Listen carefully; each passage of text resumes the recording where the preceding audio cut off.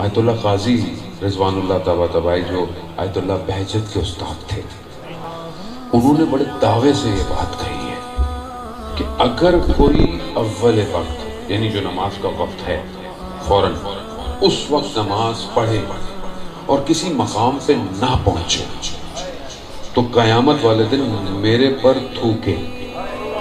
بڑا دعویٰ ہے یہ، بہت بڑا دعویٰ ہے.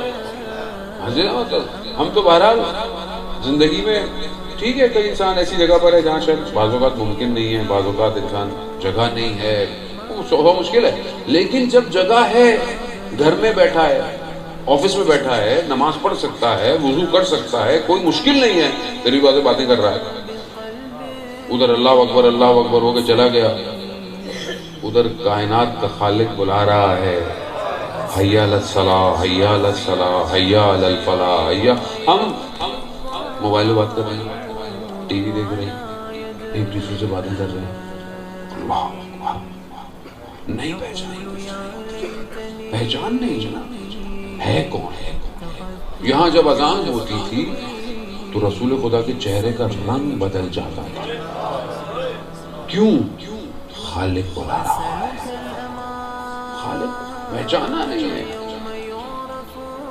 اسی طرح جب مجنو ڈھونڈتا ڈھونڈتا لیلا کے شہر پہنچا، اب گھر کا پتا، اسے پوچھا گھر کہاں ہے، کہا تم کون ہو، کہا مجنو. کہا مجنو ہوتے ہوئے لیلا کے گھر کا پتہ نہیں پوچھنا چاہیے تھا. مجنو کو تو خوشبو سے پتہ چلتا ہے کہ لیلا کہاں رہتی ہے. جب پہنچا دروازے پر تو دروازہ کھٹکھٹایا، اندر سے آواز آئی کون؟ کہا میں. کہا ابھی تک میں ہی. تو بلے شاہ کہتے ہیں نا کہ میں نہیں تم ہو گئے. یہ ختم ہوگا تو کچھ ہوگا. یہاں انسان اپنی زندگی میں اتنا پھنسا ہوا ہے.